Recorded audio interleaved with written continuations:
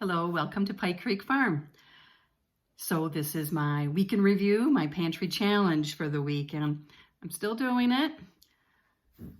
I haven't gone any shopping yet this week. Last week I did buy a head of lettuce and some half and half for coffee. And that was, a pack of hamburger buns. And that was it. Everything else we had. It's been a good week. What I have learned is that I tend to try and make meals that last us 2 days and a lunch. So there's not as many things for me to show you during the week because some of these recipes make more than what just the two of us need. So it's been not as many this past week. Plus there was 2 days that I made frozen pizza and frozen egg rolls. So we had those for 2 days and I didn't video that because it was frozen pizza and frozen egg rolls that I had in the freezer. It was one of those days at work. So I had a mail call this week from Ginger from Not For Nothing Homestead.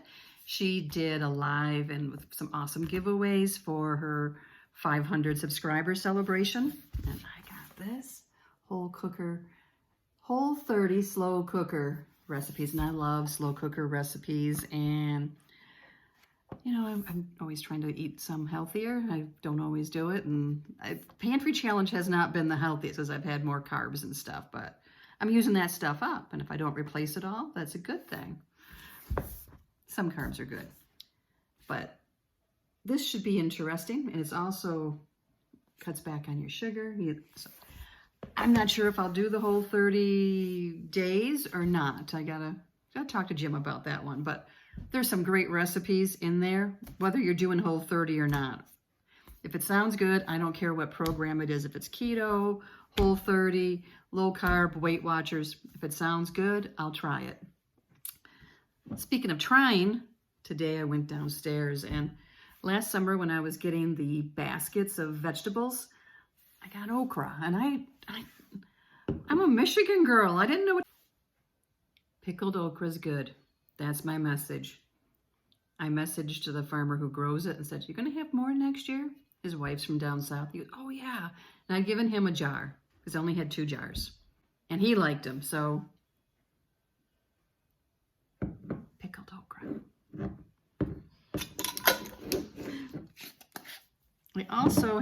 I brought out, this is my other jar of sauerkraut. So this has been since the beginning of January. So I think I'm going to open this one up and see how it is. I don't know how long I should go with it, but I'm going to see how this is. And then I don't know if I should mix the 2 jars. Anyone who's experienced at sauerkraut making, let me know if I can combine the 2 into one to save room in the fridge. But that's basically it. It's been a good week. It was a cold week here in Michigan. It was very cold. It was below 0 cold. But today is sunny and it's above 40, which is warm for Michigan. So here we go. Here's my, let's roll what menus I did do this week. On Sunday, I cooked this ham. They call it a slice, but it's like 2 inches thick. And I used some of my roasted garlic pear preserves as the glaze, and it was very good. This is from the half a pig that I got last fall. And just trying to get the glaze blended in everywhere and covered, trying to kind of press it in so that the flavor will go into it. And I was going in the fridge there to get some Dijon mustard. I thought that that would add some zip to the flavor of it too. I thought it'd go well with the pear and roasted garlic.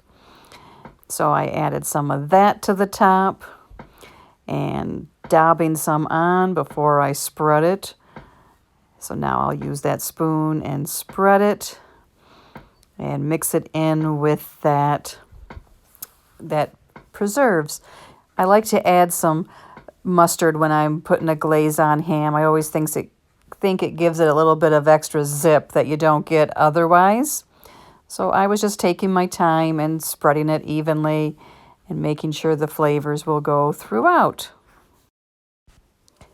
To go with the ham, I made a corn casserole, scalloped corn. It's an old recipe, and I made it using all shelf-stable items, and the recipe will be out Tuesday. And here's the ham when it was all done, and we had baked potatoes, and that was a really good meal.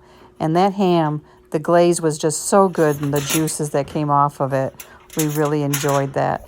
And then for my lunches, I did these pepper nachos 3 days.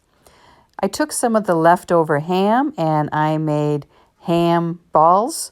They're like sweet and sour, and here's the ham ground up and the meat and the rest of the ingredients. And I'm going to blend that up and make the meatballs and bake them ahead of time. And then there's this sauce that you make. It's like a sweet and sour sauce that goes on top of them. And I added some vegetables too when I baked it that I had in the refrigerator that need to be used up. And this is all that was left after the first night. And we had it another night too. Then my husband requested thin burgers. I guess you call them smash burgers, but we are going to have venison burgers, and I'm going to make them nice and thin and crispy in the cast iron pan and put some cheese on, of course. But here I am just getting the wrapper off and going to divide it into 4 burger patties. And I make these by mashing it between sheets of parchment paper, and I can get it real thin that way and spread out. And I'm going to put the other piece on top to flatten it out more. And Jim just likes the really thin burgers better, and when you put them in the cast iron pan, they get a nice crust. So here I am flattening it out even more. And I was washing my hands in between. I've made a lot of trips to the sink to wash my hands. Just trying to get it all evenly, the same thickness. And these were really good.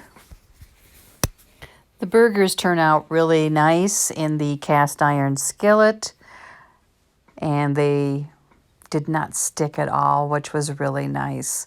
So I just let them sit on the first side till they start to caramelize, and then I flip them over and let the same happen on the other side. And if I need to, I flip it back over. But usually it's just one flip.